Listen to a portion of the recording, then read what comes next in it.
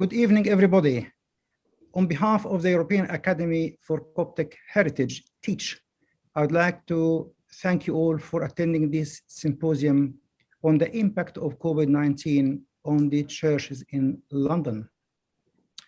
To start, I would like to give warm thanks to our panelists, the archbishops, the bishops, and ElKhoury Yousif for accepting this invitation to take part in this discussion.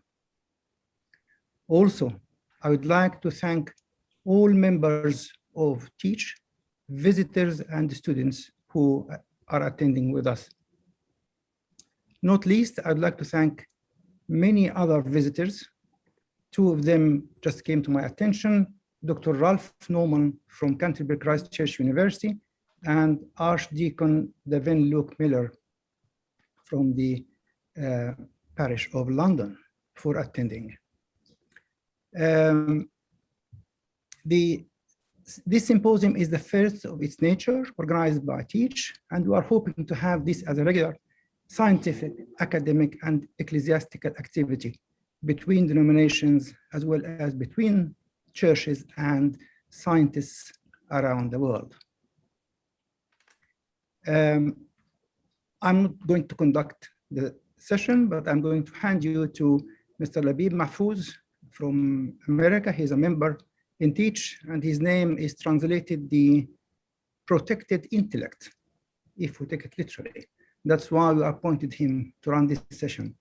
And I hope Archbishop Angaelos at the end of it will give his opinion whether really he was the right choice or not. Anyway, at this point, I'd like to hand over to Labib, and I hope you enjoyed the session, and we'll meet again at the end of the symposium. Labib, over to you. Thank you very much, Dr. Hanin, and I'm not sure I fill those shoes of that translation, but I will certainly give my two pennies. Thank you very much, everyone, for joining us here today on the impact of COVID-19 on the London churches, organized by the European Academy of Coptic Heritage. We're so pleased that you all were able to join us today. The format today will be as follows. We have a group of questions that we presented to the panelists beforehand. The panelists will respond to those questions. And then after that, we will participate in a Q&A. So for those of you who have questions, you could submit them in the Q&A section.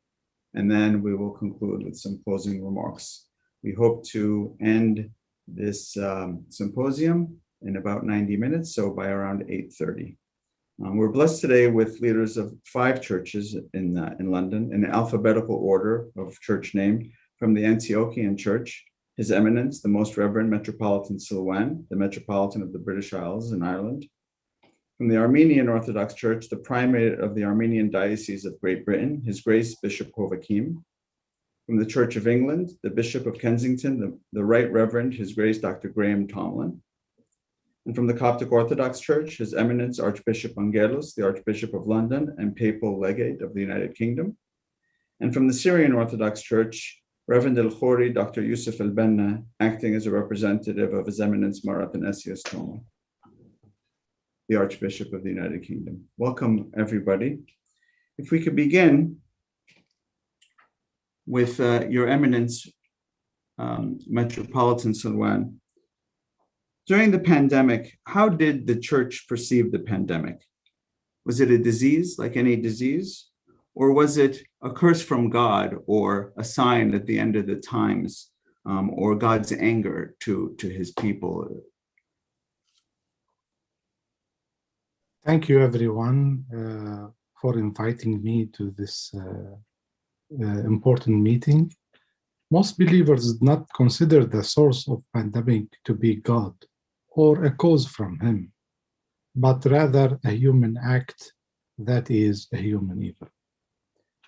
Believers have faith that God can stop this evil and protect humanity from it. But God, as compassionate Father, always is open for the person who has forgotten to speak to him, asking him for help and mercy.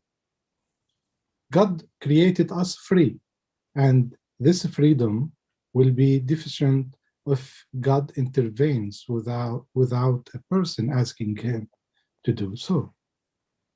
Christianity calls for the act of love with all people because we are all one family and we are all created in the image of God. Christian love pushes a person to stand beside those affected by disasters.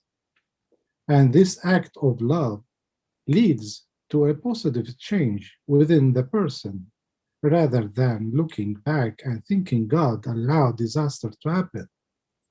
Believers are called to grow in virtues and learn from experience. So, my son, be strengthened by the grace that is the Christ Jesus, and so take part in enduring hardships as a good soldier of Jesus Christ, as St. Paul said to 2 Timothy. God loved mankind, has allowed these disasters to happen, and he himself can transform them for the good of mankind. The Christian believer is confident that the goal of these experiences is to grow in the spiritual life. The pain and the suffering that a person experiences leads to maturity. Injustice is deeply rooted in this world and within people. When the believer experiences suffering, whether it is related to himself or others, and he realizes the evil of the world, he approaches God with his heart, asking him for help against temptation. All things are devoted to the good of those who love him. At the same time, the Church did not ask that pain and suffering be accepted silently or without protest. Where the Psalms shows that lamenting, weeping, and protesting in troubled time is necessary. Why, Lord, do you hide in times of trouble? How long, Lord, will you forget me forever? Have mercy on me, O God, as great as your mercy. Psalm 10, 13, 22. When trials are painful, the believer's only remaining response is to hold on to God, my rock, my fortress, and my deliverer. Psalm 18. Not all people may accept that everything that happens is for their good. Therefore, faith gives confidence in God in the midst of suffering, even if some people faith is not enough, but this true trust is due to the nature of God, loving, faithful, just, etc. This faith gives hope that in the future, and perhaps not until the future life, God's purpose will become clear. With this faith, people accept temptations more willingly. Thank you for hearing me. Thank you very much, Your Eminence. Your Grace, Bishop Hovakim, your thoughts? Thank you very much, and thank you for this invitation. And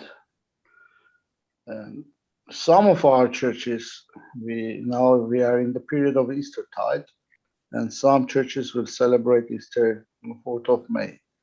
It's next week almost, coming closer. So what is the Easter?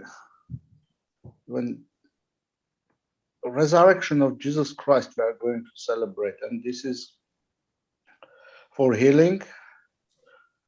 It's a victory of Jesus over the death, and also his bodily resurrection is saying yes to creation. So answering to your question, it cannot be the curse of God. God created, when we read the book of Genesis, everything, and it says good. And he tries always to safeguard his creation. And the final act was sending his begotten Son, Jesus Christ, to this world for our salvation and the whole of creation. So this is why this pandemic is a challenge and temptation for us, but it cannot be considered as a curse of God or something like this. We have to admit it as it is, and the challenge is how we as Christians deal in this situation, deal with the pandemic. This is the core question, in my view.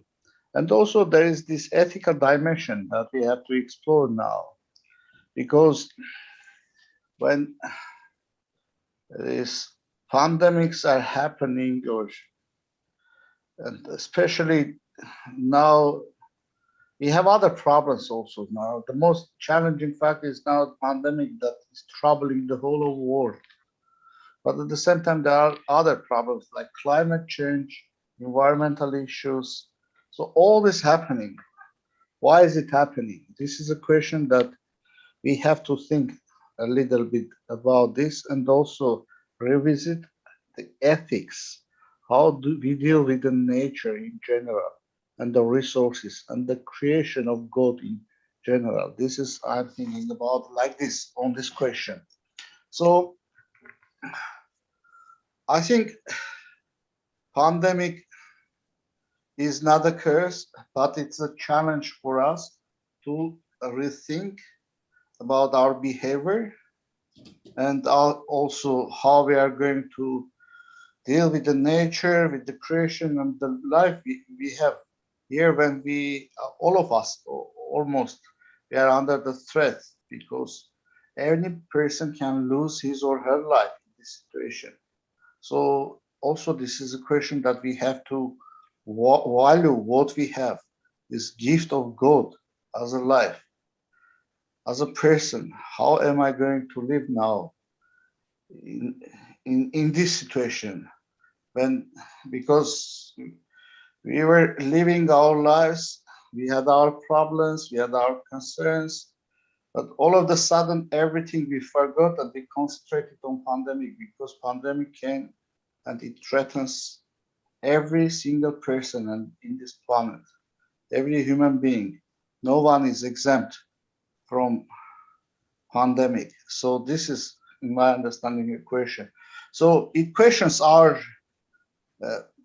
it has ethical dimension and it questions how we are going to live our lives after this. This is more important question, in my understanding. And it is not a curse of God, and I know that God loves this creation. He created everything is good, and also he tries to protect it. Thank you. Thank you so much, Your Grace. Your Grace, Dr. Tomlin, what are your thoughts? Thank you, Labib, and it's very good to be with you all tonight and to be with some very good friends who are on the screen on the panel tonight as well. I think in the Church of England, there were a variety of views, a variety of ways of understanding the pandemic. And of course, I think people were very aware that this is, plagues are not new. You know, we've had plagues through most centuries of the human race. I guess the new thing about this plague was that we had technology, which made it very different. We had the technology that enabled us to get a new vaccine much more quickly than we would have done in previous ages and generations. And we had the technology to keep us connected, like Zoom, like things like this.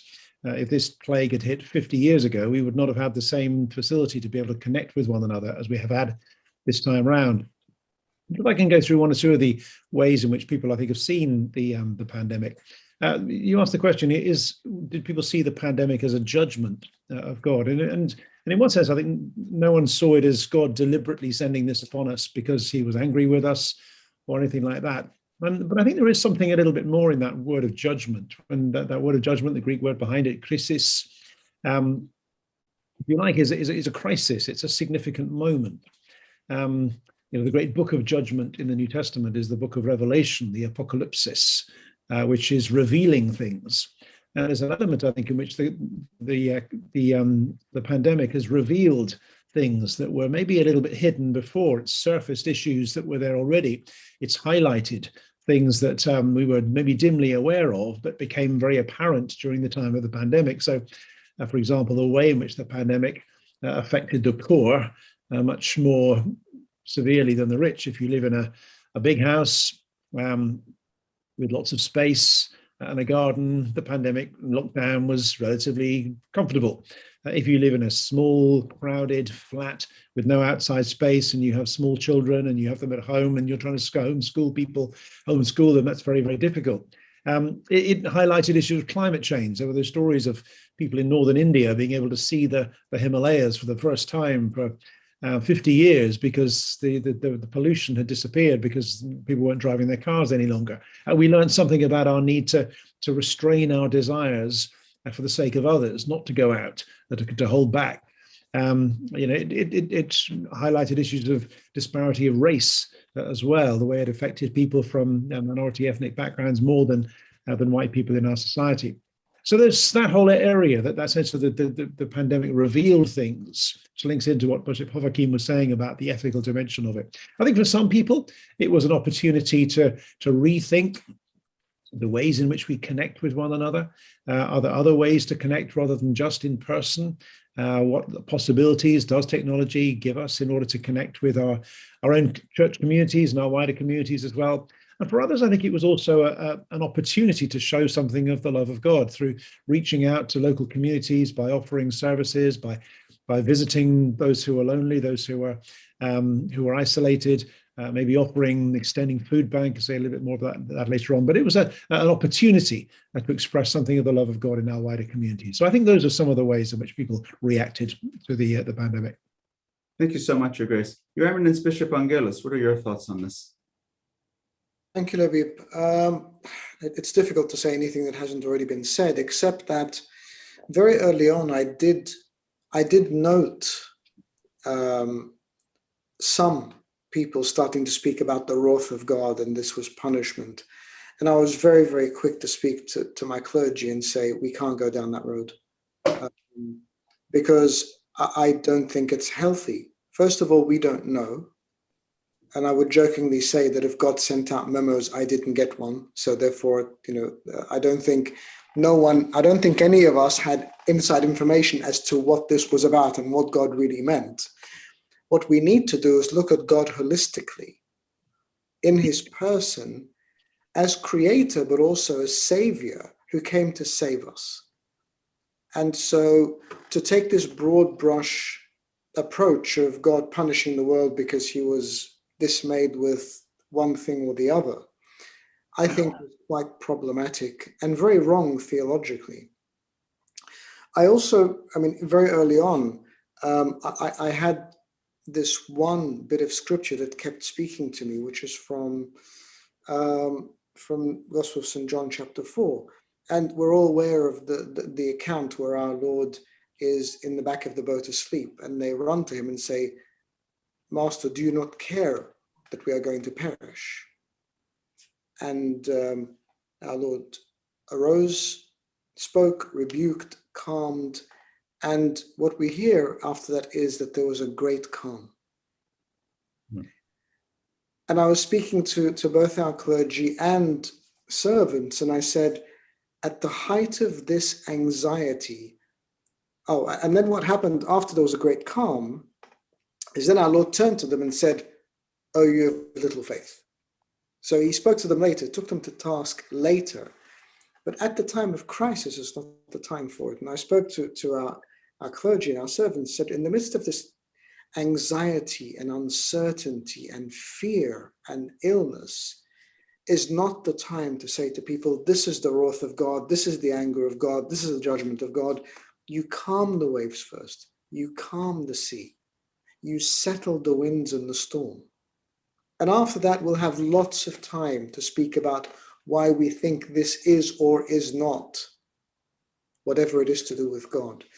And as a church, our heart must always be first pastoral, then anything else. We saw time and time again our Lord saying to his disciples, make them sit down first, feed them first, then we'll talk. And I think it's very important for us to have that pastoral approach. Of course, how we respond to it is differently, as has been alluded to by my brothers before me. Of course, we have abused the world, we've abused the environment, we have caused things to happen. There'll be lots of time to break that down and to look at what we shouldn't do again. But we were quite literally in life and death situations. One of the most painful elements of this whole year has been bereavements. People who have either died alone or had family die without being able to see them. And that's where our main pastoral ministry was going to be, to look after people who became sick, people who were isolated, as we just heard from Bishop Graham, in small houses where they were small flats or apartments where they were even alone and they couldn't do anything. People who had become quite literally isolated from the world. A lot to deal with, but I could not, as a minister, as a Christian, I could not, and I encourage other people not to see this as God's punishment. Thank you so much, Archbishop. Reverend ElKhoury Yousif, your thoughts? Thank you very much. In addition to what we hear now, of variety of ideas and thoughts presented, we think that what is happening in nature all over the world, earthquakes, tsunamis, volcanoes, pandemics, are lessons to the human beings that you are a weak creature. When you try to depend on your abilities, your knowledge, your discoveries, you are weak. With all that, you can be beaten easily. An earthquake can ruin cities in minutes. A virus too small to be seen by a microscope presented an unprecedented challenge to health and care surface, bringing intense pressure and radical changes to systems, organizations, and to all of us as individuals all over the world. We are weak. And when tempted, no one should say, God is tempting me, for God cannot be tempted by evil, nor does he tempt anyone, like what we read in James chapter 1. Being weak, please turn to the source of strength to help you. St. Paul, speaking about the thorn in his body, said, 3 times I pleaded with the Lord to take it away from me, but he said to me, my grace is sufficient for you, for my power is made perfect in weakness. And for Christ's sake, I delight in weakness, insults, in hardships, in persecutions, in difficulties, for when I am weak, then I am strong. 2 Corinthians. Thank you. Thank you, Reverend ElKhoury. Your Grace, Bishop Hovakim, with respect to liturgies, Eucharists, the Eucharist, the sacraments, what measures did the Church take to conduct a healthy approach to the normal services? Well, thank you very much for the question. It's, I think, a very good question. First of all, Eucharist, Holy Communion is for healing also. So it's not only, it's also healing. People come to the church, they take Holy Communion for healing.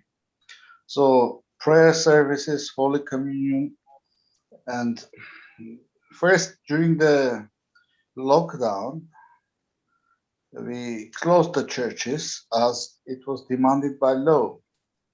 So like other churches, but we continued to celebrate and broadcast it. When we were allowed to receive faithful with limited numbers, and of course keeping social distancing, all the health and safety measures have been in place to make sure that people, when they come to the church for the worship, for the service, these requirements are met. But on top of this, when we give Holy Communion, as I said, it's about healing. We believe that this is body and blood of Jesus Christ. And there is no way that through the Holy Communion, any disease can be transmitted. This is for sure. 100%. If we don't believe in this, then our faith, our work is in vain. So there is no way that through the Holy Communion, any disease can be transmitted. But at the same time, we understand that there is human involvement. The priest, when he distributes Holy Communion, he is a human being. So we have to be cautious also. In this regard, we take all the measures. First of all, I mean, there is medical aspect, medical side. We just test, we make sure that we don't have disease. We also keep social distancing, all the requirements to be healthy. And then at the same time, during the liturgy, it's practical and more of logistic. We organize the church in a way that when people come for Holy Communion, before that we make announcement, we explain them. They come with social distancing, face masks and everything. So thanks to God, we have 2 churches in London. We don't have many churches, and so far we haven't got any example that people were infected in the church or during the services. So this is what we have been doing, and we can continue to do. And God bless us and protects us, I believe. And our prayers are heard also when we register success. When the numbers are declining, of course, we appreciate NHS, the work of the government, of people, whoever is involved, they are doing a good job. Thanks to them. But also, I believe that God hears our prayers. They give wisdom to our medical doctors to create these vaccinations and other means to help people. So we are trying to be alert, to keep these safety measures, at the same time to carry on our services and explaining people that we have to be careful. We don't have to test our God. Thank you so much, Your Grace. Your Grace, Bishop Graham, did the Church of England take a different approach, or is there anything different that you would add?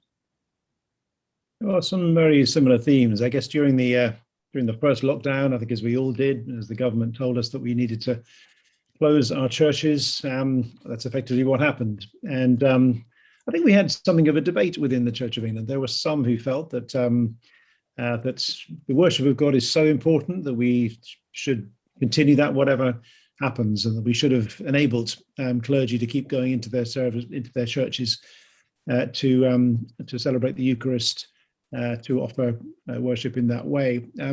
Others felt that the primary calling on the church, our way to love our neighbor and to protect our neighbor, was by closing our churches and not allowing any possibility of the infection spreading, and seeing it through that lens. And so there was something of a debate within the church on that. Now, what we have done is through Holy Communion, it was again very interesting that of course lay people could not access Holy Communion. They could not take the bread and the wine during that first lockdown. Clergy took different views on it. So some clergy decided, if you like, to have a sacramental fast, that while the laity were not able to take the elements of bread and wine in the Eucharist, that they would refrain from doing so as long as the laity could not access that. Others decided that they would seek to celebrate Holy Communion maybe in their homes. They would set up altars within their kitchen or their house, and they would live stream the Holy Communion from their homes to enable people to watch that taking place. the second lockdown, I think things changed quite a bit because, of course, the government did not prohibit people going into church. And so at that stage, people were able to, clergy were able to go in and celebrate Holy Communion, very often broadcasting that online. And now we're in a position where there's a bit of a kind of mix and match going on. So we still have Holy Communion in one kind only, so just with the bread, although it is possible to have a form of taking the wine by dipping the bread in the wine and offering it to people in a sort of COVID secure way. What has developed, I think, is a huge explosion of online worship of different kinds. Some of it live by Zoom, something like this. Some of it pre-recorded and made available for congregations to access and to watch. There's a recognition that that's not the same as being in person, but it has opened up new possibilities of connecting across our communities in that way. So those are some of the things that we did within the Church of England. Thank you, Your Grace. Your Eminence Archbishop Angaelos. Thank you, Labib. So I suppose the Church of England was a very particular situation because it is the official church. It is so big. There is so much focus on what it does, and I think it, as His Grace said, took the view that it would close down completely so as to stop people moving around and carry out its responsibility in that sense. For us, I suppose, because of our size, we were able to just comply with government regulations. The government regulations from the beginning was that you could not have public gatherings of more than 2. And of course, that then applied to our liturgical services. So from day one, we would have liturgical services in each parish with only 2 celebrants, either 2 members of clergy, 2 priests, or a priest and a deacon, and it would be streamed. We're also very blessed to have a disproportionately high large number of medics in our community. The vast majority of our community are medics here. And so very early on in the first week, we formed a medical advisory group, and Professor Hanin is actually on that group. And we started to look at the small thing. How do we give communion? Of course, we typically, most of the people on the call may know, we typically give communion in 2 forms. So we'll give the body, and then we'll give the blood using a spoon. But we also have a practice of intinction, where, as Bishop Graham said, we can dip the body into the blood and give it, and we use that daily for communion in hospitals and prisons, people who are housebound. It's an accepted practice. And so very early on, again, in the first weeks, we decided that's what we were going to do with the medical advisory group, with our clergy group, with our COVID response group, and that was agreed. We then looked at how to make spaces safe and making contingencies. There was one contingency made because I was worried that churches would close down completely. So I had each of the clergy take home a complete set of altar utensils. So even if they had to have liturgy at home and stream from home, that wouldn't stop. So that was always a backup plan. And so on and so forth. And what was important to us was calming people and telling them that it was okay. We were going to get through this. And very early on, I said one thing which has really stuck with me. And I said that in the first church, in the early church, the first century, when people couldn't pray, they went down into the catacombs. In the 21st century, when we couldn't pray, we went up into the World Wide Web. And they became that sign of resilience for the church. We didn't stop meeting. We met online. We had these meetings together. It was incredible to see, 17, 18-year-olds become so proficient at the use of Zoom and Teams when they struggled in the first weeks. And then suddenly it was all the rave. Everyone was on it. in November, we had a celebration, and I asked our technical team, our digital team, to put together some statistics. And in the first 7 months, we had done 75,000 online hours between Eucharistic services, Sunday schools, youth meetings, Bible studies, fellowship groups. And that's how we responded. We had to make people realize that if we were doing things differently, it was because this was an exceptional time. We had to be pragmatic. We had to be thoughtful. We had to think of new ways. You know, there are two situations: you either hold on to everything and change nothing, because that's very easy, or you throw everything out, because that's very easy as well. But to be pragmatic and find the solution, and as Bishop Hovakim said, we made a very clear distinction that was very clear in my mind from the outset, and Professor Hanan and I discussed it from the outset. There is no doubt that the body and blood of Christ are life-giving and healing. But there's a difference between the sacrament and the delivery of the sacrament. Just because the body and blood are pure and life-giving, my fingers can still carry a virus, so I need to protect people against that. And we had that conversation, and the way we decided to do it was very collaborative across the board, across the diocese, across the parishes. So everyone did the same thing. And it took a bit more work, but I think when everyone journeyed in the same direction, it made a huge difference. And as Bishop Graham also said, we're now in this hybrid state where, yes, we have in-person services, but because of the capacities, not everyone can attend. And of course, coming up to Holy Week. So we also stream everything online so people can attend either way. Thank you so much, Bishop Angaelos. Your Eminence, Reverend Metropolitan Silwan, what are your thoughts? Above what I heard now, I can add a little bit that our archdiocese closed all parishes when required by the national and local lockdown, as well as following the social distance precautions. We have modified slightly how the faithful receive communion in parishes, which are opened. This is discussion with other Orthodox eparchies. This has not been a change in practice, but a slight modification to take into account the present pandemic. Thank you. Thank you very much. Okay, a short question, starting with Your Grace, Bishop Graham. The church response. Sorry, I think you forgot AlBanna Yousif. Yousif. Oh, my apologies. Thank you. Thank you. I'm sorry, AlBanna Yousif. Okay, thank you.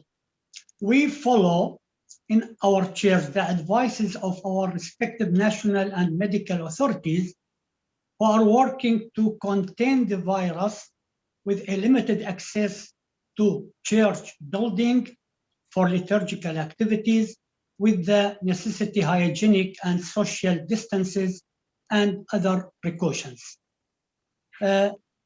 We have limited number of deacons in the Holy Mass.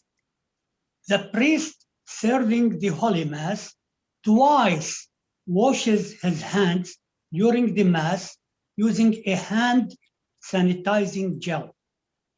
And he uses a toothpicks, the small sticks, in offering the host the pieces of the holy bread, spread on it the blood for every member in the church. No meetings or collections in the hall of the church after the Mass. And we try to keep the members engaged with their faith and in touch with the church through offering worship every Sunday via the internet live stream and using online applications presenting weekly lectures and talks by His Eminence More Athanasios Touma and weekly Sunday school sessions through Zoom application. Personally, through a daily program titled your consolation brought joy to my soul. I present prayers, hymns, short talks, photos, postures in different biblical, religious, and social topics, and daily devotionals. Also, a daily presentation of a program named What Happened in This Day in English and in Arabic of the main events through the history of the church in every calendar day during the year. Thank you. Thank you so much, Reverend ElKhoury. The church response, was it global? Was it diocesan-based? Was it parish-based? Your Grace, Bishop Graham? I think ours operated at not so much at global level, but certainly at national level and diocese level and parish level. I think at the national level, there were a number of communications from our House of Bishops, from our archbishops, and particularly, I think, at the national level, a number of our bishops, along with other faith leaders, were involved quite a lot with conversations with government departments and government ministers on this. And I think that made a big difference, actually, because the first time round, the first lockdown, of course, all the churches were closed, but it was interesting, the second lockdown, the churches were not closed. And I think that's because in those discussions with government ministers began to realize the importance of religion and worship to human well-being. And that was part of, I think, the church's wider engagement with government. We did it on a diocese level. There were some decisions delegated to diocesan level so that dioceses could make their own choices on what could happen. And then, of course, each parish had to decide how they would do it themselves. And so some parishes went entirely online. Some they carried on having, certainly in the second lockdown when we were allowed to meet, carrying on having services in church, which were kind of broadcast online. So different parishes operated in different ways. Some went very much down the line of online YouTube streamed services or Zoom gatherings, some less so. So there's a different levels of response. So parishes had flexibility to do as they wish. Yeah, they could interpret the general regulations in the way that they wanted to, and so actually most parishes went online in some form. Some developed that more than others, but there was a certain degree of flexibility for parishes to develop their own forms of worship during that time. Thank you so much, Your Grace. Archbishop Angaelos. Thank you, Labib. I think it was a great wisdom from His Holiness Pope Tawadros II, who very early on left pastoral and ritual decisions to the diocesan level, because it was recognized that every country and regions within every country were very different. So I was very closely in touch with our bishops in the United States. And it was very obvious that between states, there were different regulations and different guidelines. So each bishop within his diocese was able to make those decisions. So we functioned as a diocese. We, as I said earlier, decided very early on to take our decisions collaboratively. Because many of our parishes are very close, we didn't want people to feel that there was a difference between them. And so the fathers, the priests, decided from early on that they wanted to agree everything together, and whatever they agreed applied to all the parishes.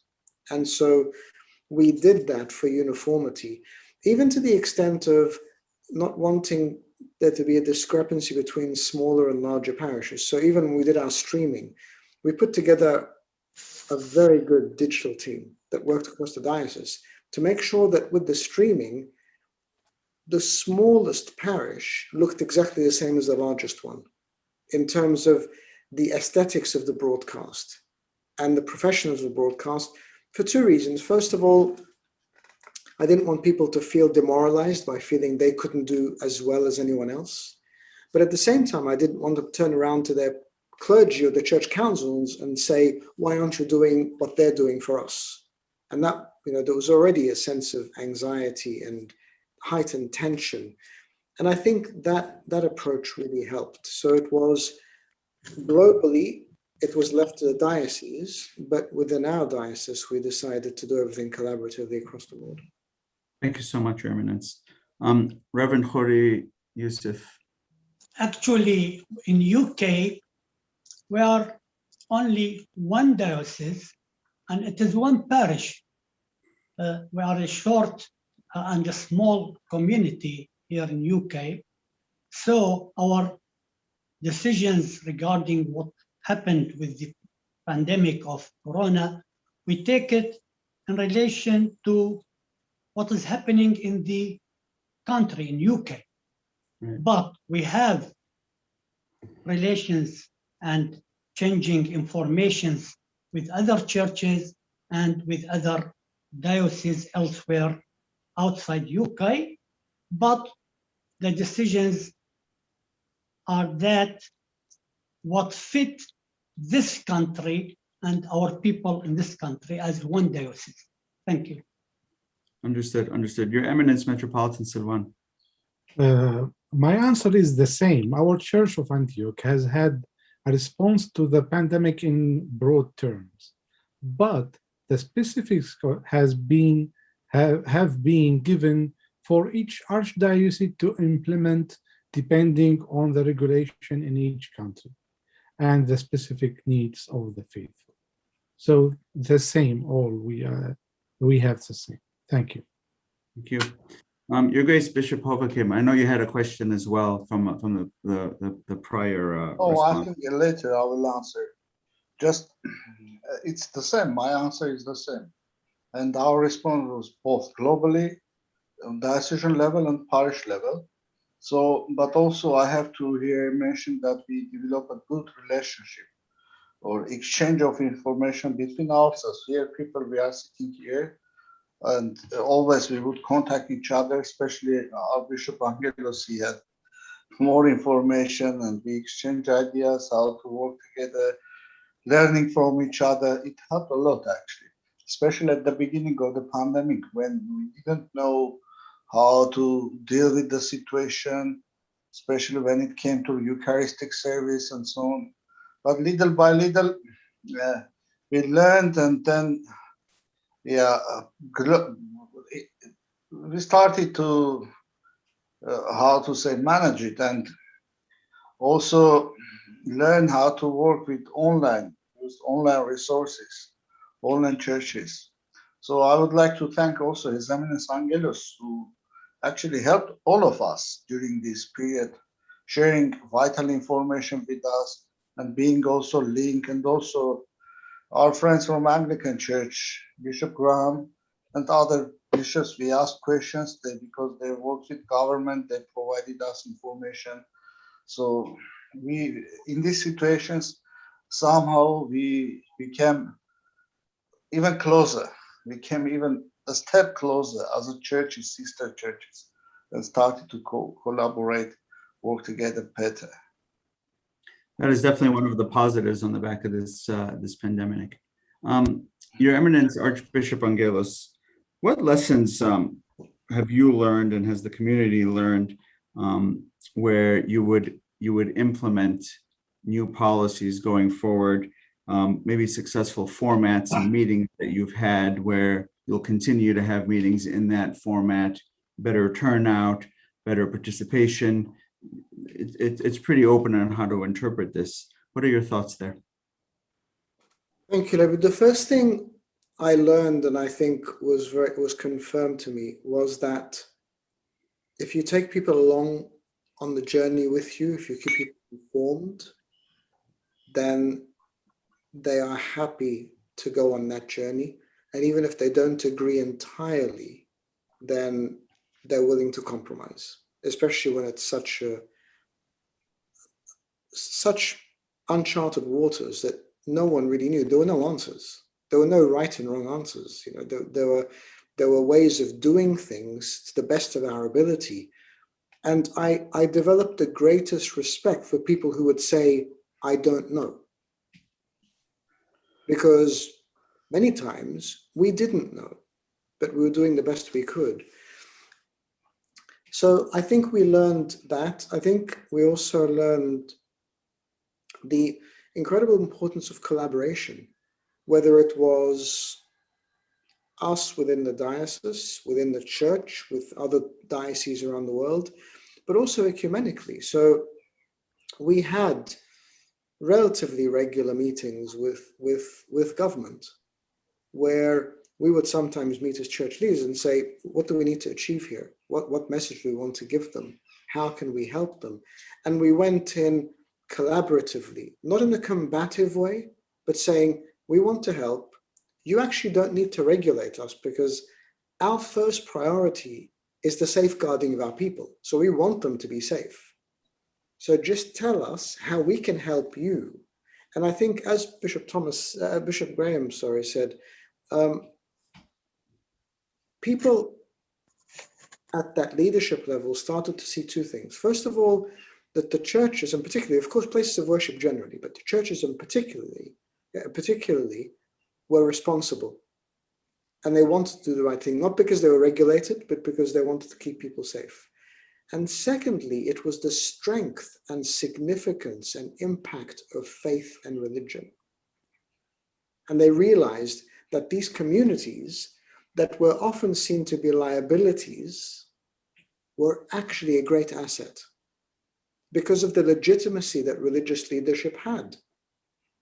You know, whether it's the bishops, the priests, the servants, the deacons, the institutions themselves. And so I think that's what we learned. And moving forward, I tried to ensure that everything we did was post-COVID. We didn't want to spend incredible amount of time planning for a few months. We wanted to do things that were future-proofed. How is this going to work beyond COVID? And I think we have got a lot of things that we're now doing, streamlining different things. There's a good opportunity to do some spring cleaning, to do away with the things you didn't need, to pack the things away that you might need another time, and to bring forth the things that you are going to need now. And I think we're going to continue to be in a learning process. We're not going to go back. It's not going to be an instantaneous return to what we were. We're going to have to think post-COVID, and I think we will have a hybrid of where we were and where we are now, and that will go beyond. That makes a lot of sense. Reverend Yousif. Yeah, what we learned from this pandemic, I think that the health educational programs should be an important activity of the church beside the other social, liturgical, and spiritual activities. The church should share the hygienic informations and the healthy protective measures against spread of infections, limitation of the factors which harm the human being and his surrounding in general, to improve health and health care. This should be a usual daily measure through the preaching, circulars, teachings, and Sunday school sessions. And here, the medical staff members can help a lot in the health education program in the church. Second, a heavy work is needed after the end of this pandemic to regain the accepted positive degree of relation with the families and individual members according to age groups and also in between families themselves. The restriction due to the corona pandemic and the halting of in-person worship lead to a sort of get used to or sort of laziness or abstinence from coming to the church, especially for children and youth. And the church should work hard in taking measures to keep a good relation with families and individuals, to be fortified with the Christian virtue and moralities in the community, and be in a positive, healthy relation with the church. Because of the impact of COVID-19, children spend more time during the day going online, with the dangerous results of that. An article published in the Gazette newspaper on February the 24th this year about children going online every day showed that 30% of them accepted a friend's request from someone they didn't know. 17% of children spoke to other or exchanged messages online with someone who they had never met in person. 11% of 13 to 15 years old children receive sexual messages. 10% send photos, videos of themselves, their names, addresses, or phone numbers to someone that they have never met in person. This shows that it is too easy for adult abusers to exploit how children communicate on social network, and here is the need for alertness and measures from the side of the parents and of the church to protect our children. Thank you. It's a very, very good point. Your Eminence, Metropolitan Silwan. Sorry, Mr. Labib, I want to ask you, you are asking about the activity or the lessons? A little bit of both. What I'm asking is the activities that you've done online, or some of the new ways you have implemented services, youth meetings, Bible study meetings.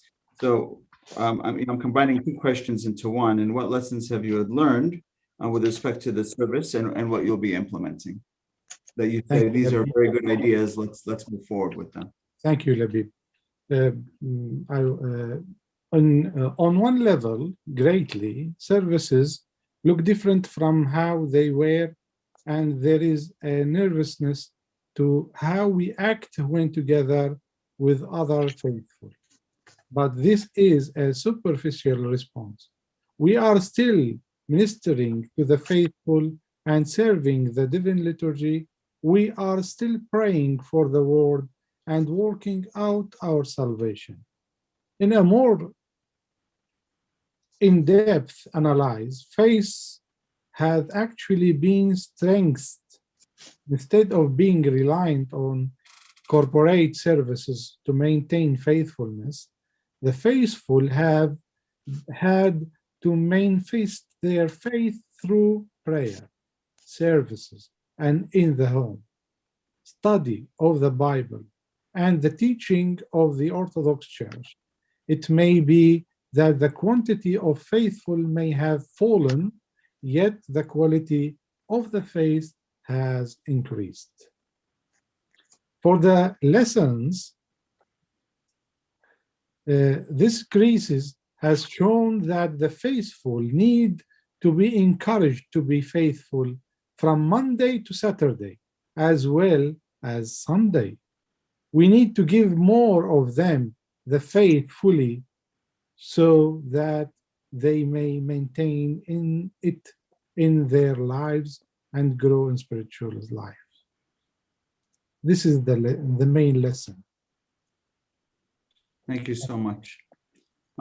Your Grace, Bishop Hovakim.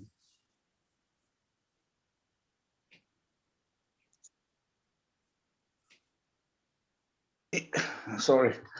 In terms of activities, I'm more busy now than before pandemic or before lockdown. Actually, this Zoom and other technology were there actually, but we didn't use them much, or we didn't know about them, or we were not friendly. When lockdown started, on top of what we were doing, we started to use this technology to reach out our faithful.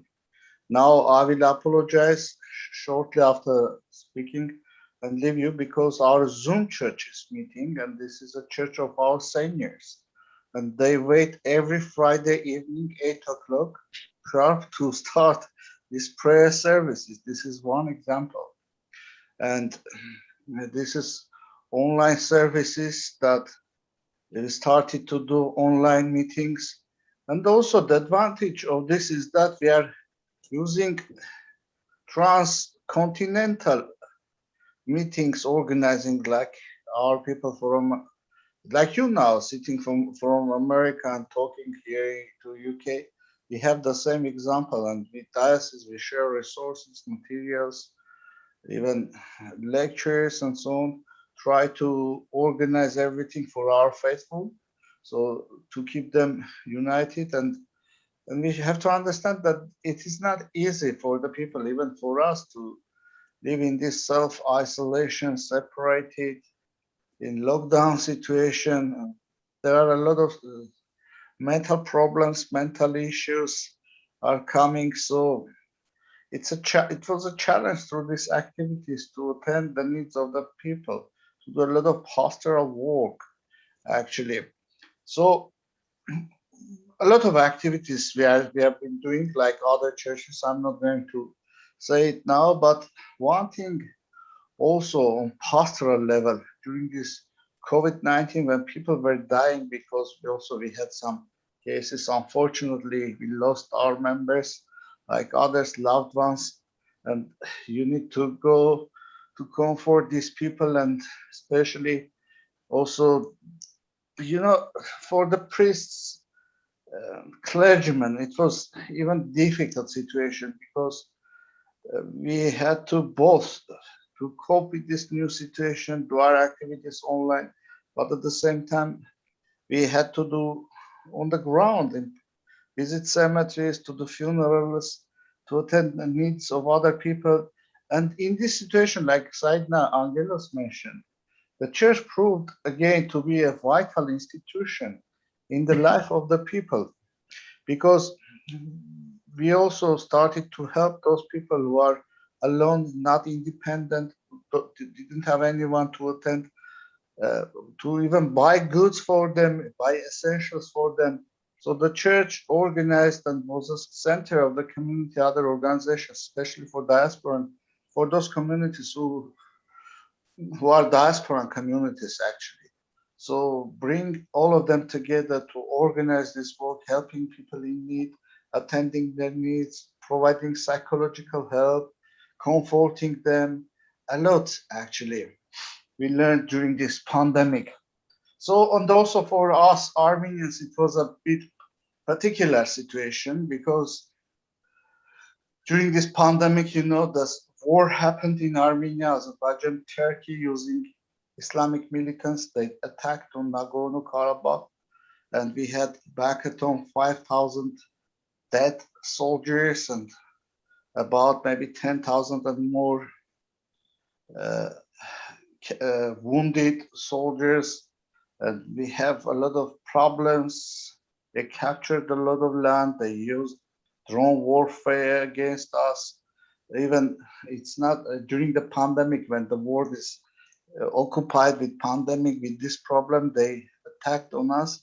We had this problem also, and our people are connected with homeland. There are a lot of problems, psychological, emotional, providing humanitarian aid. So we had to do a lot, actually, during this pandemic, a lot. And but thanks to God, God helps us. God helps us, and we are not alone. We have brothers. We learn from each other. We try to do our best for our community, for the church, for general, for humanity. And I think when we are also thinking of post-pandemic period, we have a hope, because there is a light at the end of the tunnel. The vaccination is rolling out. We criticize or we accept it. It's a fact that it's positive sign. It's helping. So maybe not even this year, but next year, the life will come back to sort of normality, and we have to think about post-pandemic situation. And I think what entered in our life, this digital life, will stay there. But also we will carry on with our normal in-person life. But I'm sorry that I have to leave now. I apologize that I have to leave. I'm going to visit my Zoom church, and faithful are waiting. These are my seniors, so I can't leave them. They are waiting now. So I will go. Thank you and God bless you. Thank you so much. I will watch the rest. I will watch on YouTube. Thank you so much. Thank you. Thank you. To the point of even the seniors know how to use Zoom, and they get impatient when the fathers are late. Thank you. Thank you, Your Grace. Your Grace, Bishop Graham. Yeah, thank you. Just to reflect a little bit on some of the lessons I think we've learned on it all, and some of those positive and negative things that have come out of COVID. I think we have learned that it's suddenly made it possible to access wisdom from around the world in a way that it was harder to do before. So, for example, I set up a series of seminars for bishops in the Church of England, where we brought together theologians and thinkers from the wider secular world. And literally, I could choose anyone in the world I could choose to come and speak at these seminars. We didn't have to fly them over from the United States or from Australia. We could simply book them up, and as long as we could make the time zones work, we could bring them together into a room. And we've done that several times over the last year. I think we've learned quite a lot about the nature of digital communication. I mean, a few people had done Zoom before, but not very many. Now we all know how to use Zoom. We thought a lot about, I think, about the nature of digital communication. Is it the same? Is it different? Is it lesser than in-person communication? Now, clearly it's different. It's not the same as being present to each other physically, but it's a little bit like, we're thinking in the New Testament, St. Paul wrote letters that went around to the churches, and they were, if you like, they were kind of almost like his presence there. In fact, there are one or two moments in those letters where he talks about his, there's one in 2 Corinthians, 2 Corinthians chapter 6, he talks about them, though absent in body, I am present in spirit. He talks about that way in which he's not physically present with the church in Corinth, but he's sort of there in spirit, maybe by virtue of the letter. And then he goes on and pronounces judgment, from a distance, as it were. And I think, we've learned quite something about the fact that this medium of communication, of being present to one another, is just a different form of presence, a different form of communication. Not the same as physical, but it's still of great value in its own right. I think we've learned new ways of connecting with one another. We found new ways of enabling our clergy to connect. We have deaneries of maybe around 15 to 20 parishes gathered together into a deanery unit. And very often in the past, when the clergy got together, it was, let's be honest, quite difficult to get them to make a priority to gather together, because you'd have to go and travel to a particular church on maybe on a cold winter's night. But suddenly when you do it on Zoom, they're all there, and the actual connections were much greater. We found clergy groups creating WhatsApp groups with each other, keeping in touch.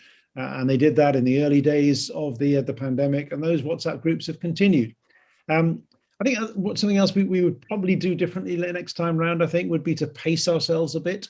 I think a lot of clergy became very tired, very exhausted through the process, and we needed to learn to pace ourselves a bit. But I think also we've learned that in every crisis like this, there is a real opportunity. There is an opportunity to show something of the love of God. I think of one of our parishes that had a food bank where they used to feed around 200 people every month. That was part of their ministry. And suddenly during the pandemic, it was very near to Heathrow, where a lot of people were being furloughed from their work at Heathrow because there were no airplanes going in and out. And suddenly from feeding 200 people a week, they were feeding 2,000. And basically the entire church building turned into a food bank almost, where there was food everywhere, food and supplies, and they had to have a very elaborate system to enable people to come in and get food banks. And it was their way of simply showing the love of Christ to their community. They had people in the wider community who had no particular connection to the church, who were maybe furloughed from their jobs, who were ringing up and saying, well, I've got nothing to do. Can I come and help you in the church to distribute food in your food bank? And so it was a way of connecting with the wider community. So I think we've learned quite a lot about the ways in which crises like this can offer opportunities, if you're imaginative, to reach out and show something of the love of Christ in the communities that we're in. Thank you so much, Your Grace. Can I also add that just with what Bishop Graham said, a couple of his churches also initiated this Love Your Neighbor and Love Christmas initiatives, and it allowed us to work alongside them. And the church worked collaboratively across denominations to show the world the importance of its ministry. And I think that was a beautiful development throughout. Yes, it was. I mean, the Love Your Neighbour initiative, which Archbishop Angaelos mentioned, was something that came originally out of Holy Trinity Brompton Church in West London, but it included many churches, many denominations across the country. And I think they managed to deliver around, getting on for about 800,000 gifts at Christmas. They fit sort of 1 million meals across the country. So it's been a remarkable kind of, expression. They provided the infrastructure which enabled local churches to deliver food to people in their local communities. And one of the things I did, just on that note, I read recently the all-party parliamentary group report on faith and society during the COVID crisis. And it was remarkable to read, actually. And it was evidence of local councils across the country speaking very positively about their engagement with faith groups, primarily Christian groups, showing how surprised they were by how professional, how positive, how easy it was to work with faith groups, with Christian groups. And it was quite a surprise to councils who used to think that Christians were somewhere at a distance. We don't really work with them because they're religious.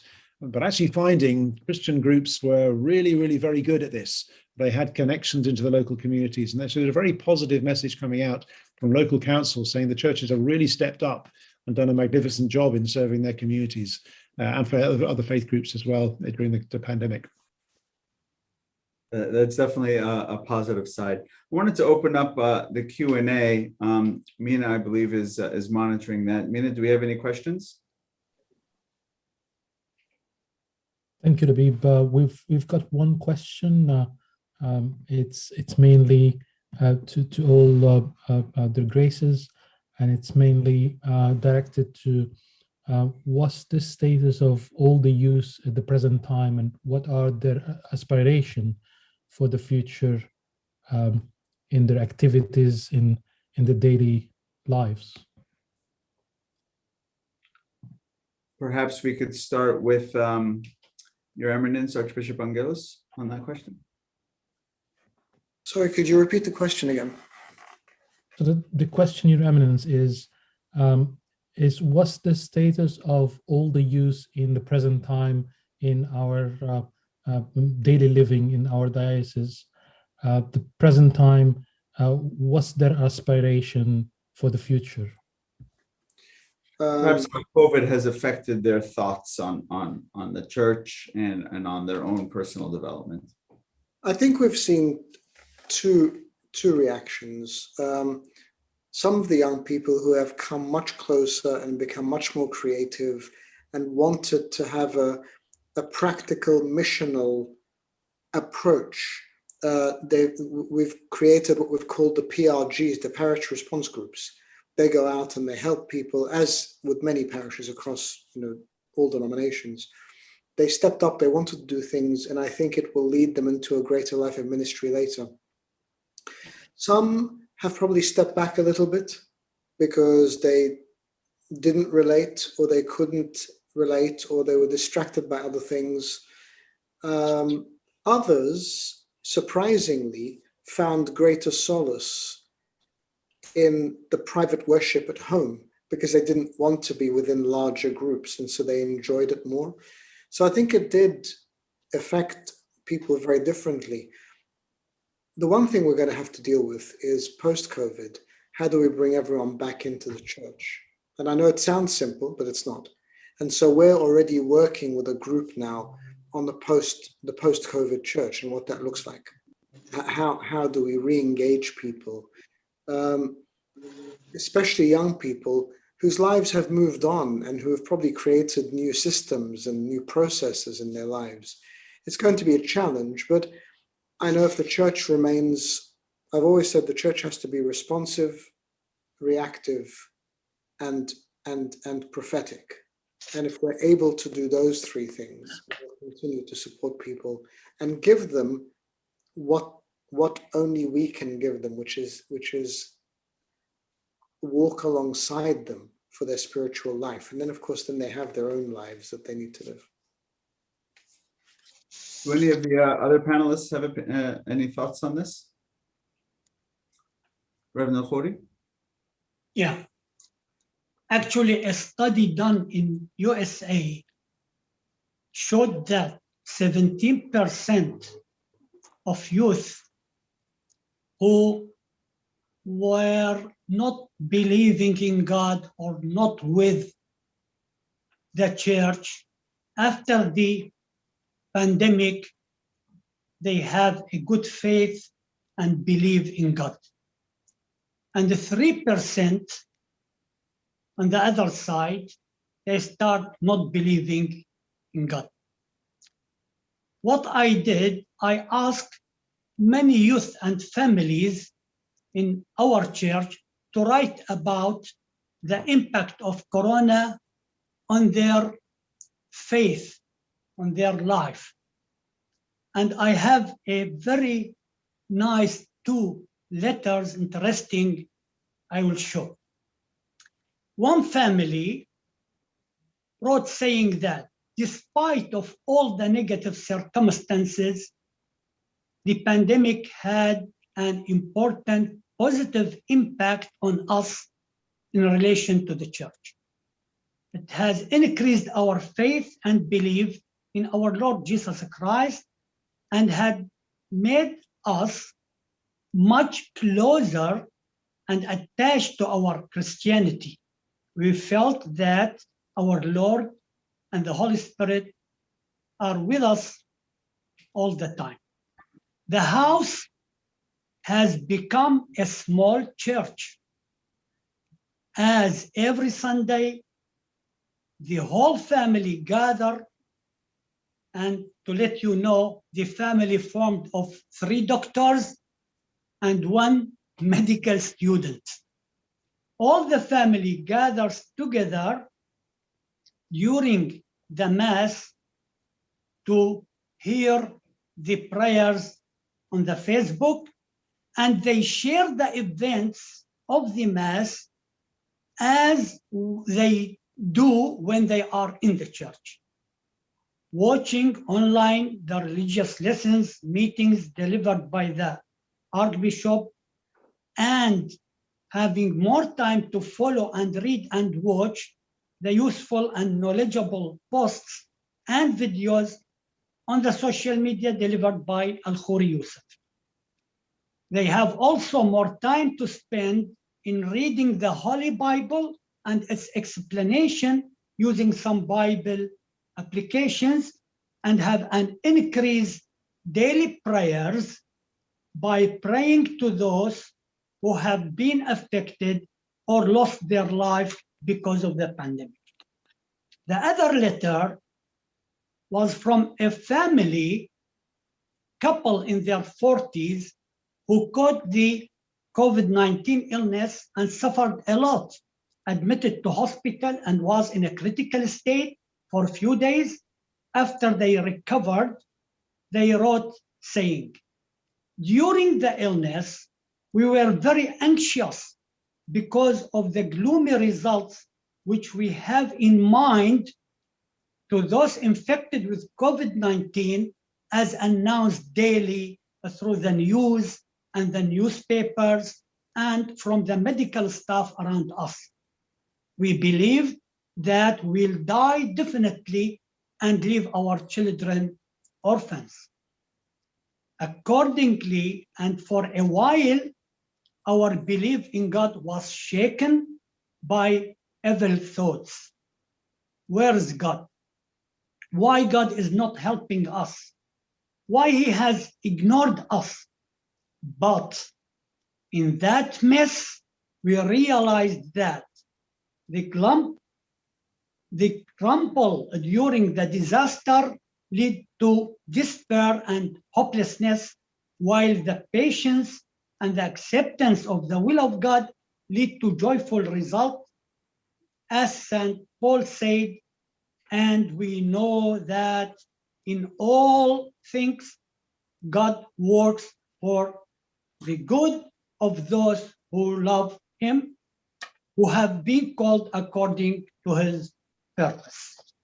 So, looking around and noticing the great effort of the medical staff, struggling day and night, trying to help and save patients, together with the great moral and spiritual support of the church in daily following the progress of our condition and praying for us, asking God to help us, we realized then and perceived that the hand of God is always extended to help those who ask him, as written, I will be with you, I will never leave you, nor forsake you.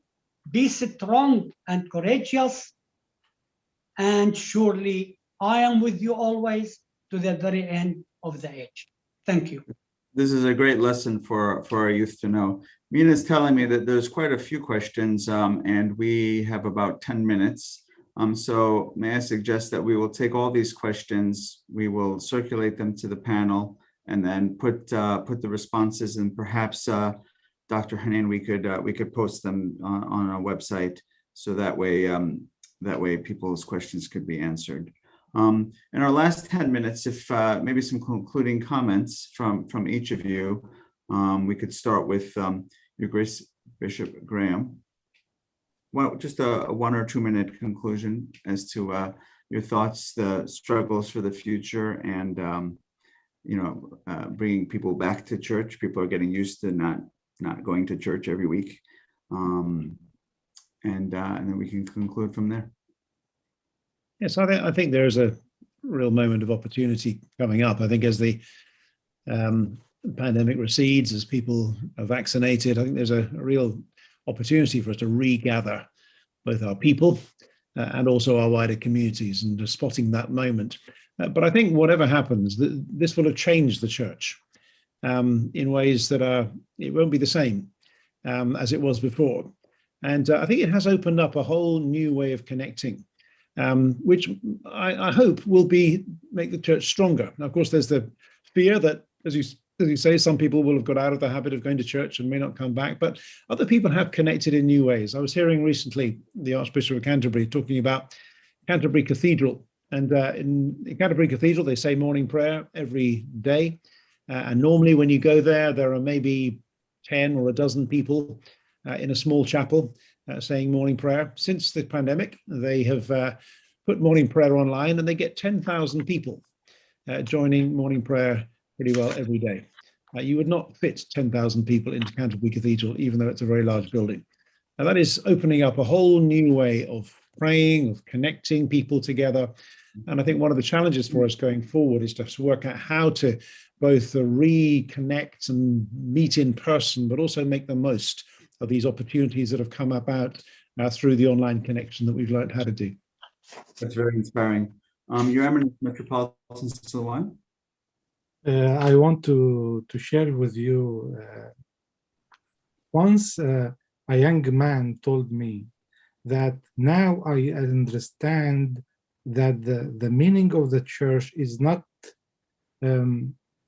just building. We have to go to church just to go on Sunday, but we have the church at home. We can pray at home. The Divine Liturgy, we can see it online. So I think, as His Eminence Graham said, that most of the people will not come back to the church, but we gained a lot of people. They are connected with the church because of this pandemic. Thank you. Thank you. Reverend ElKhoury Yousif, any closing comments? Actually, last point, which I want to say, the churches in UK should work together through regular meetings and exchange of informations and experiences to put a shared policies in all these respects in calm and in hot days. Last, I am happy to be with you today in this symposium. I pray to God to be with all those working in the academy, and thank you very much. Thank you. And lastly, Your Eminence Archbishop Angaelos, closing comments. Thank you, Labib. I think our experience is a little bit different because we're so used to persecution in Egypt that instinctively the church gets bombed and people go in and pray the following day. So it was very counterintuitive to tell people not to come to church. So in actual fact, people are struggling to come back. They want to come back, and we've got huge difficulties now because of limited numbers and people getting a bit upset. But also it's opened up a realm of, I think now we have nightly Bible studies in some parishes and prayer meetings. They will continue, I think, even when people are back face to face. One of the oppressive rulers of Egypt once put out a decree that he would close all the churches. And then as he was walking in the street, he heard chanting. And he asked one of his advisors what that was. And he said that, when you close the churches, every home became a church. Mm-hmm. And so he went back and he lifted the decree and got them to go back to churches because they were more containable that way, which is, that's Copts for you. But I think that's the whole thing. Every home, as has been said by my brothers, every home has become a church. And I think that hopefully will not change. Finally, AlBanna Yousif, I think you have behind you, is that Mary Yohanna Ibrahim and Bulus Yazid behind you? Kidnapped. Yesterday was the anniversary of their kidnapping. Yeah. So we're kidnapped before, in we're praying 2013. He with him was Bishop Bulus Yazid of the Rome Orthodox Church. And we know nothing about them till now. And I just want to say that we're praying for you and for their community. Nothing's been heard. That's why I put their photos there. Absolutely. Thank you. Back to you, Labib. Thank you. Thank you. Thank you very much, Dr. Michael Haneen. Right. Again, on behalf of Teach, I'd like to cordially thank you all for your contribution and participation in this symposium, which was to me, and I'm sure to all audience, a great success. And just before we close, I'd like to probably, if I may, highlight a short and take-home message, which is, being a doctor, I've been thinking about what we learned from COVID is the value of life. And COVID did not choose which nation, which religion, which denomination, which church to affect. And the health community went and did its very, very best for every single life, every single one, irrespective of background or anything else. This is a very important message. And knowing this, that was not really something we invented, but this is what we learned from our good Lord. I am the way, the truth, and life. If he is the life, and we learn from him the meaning and the value of life, he cannot be the destroyer of this life. And I'm so happy that the 5 panelists tonight together unanimously agreed on that the pandemic should not be described as a punishment or a curse from God. Thank you very much indeed, and your blessing for our evening. Thank you. Thank you. Thank you very much. Thank you very much. Good night, everyone. Good night. Have a lovely evening. Night. Thank you. Thank you for joining us. Good night. Thank you, everybody. Very good to see you all. Thank you, Seda.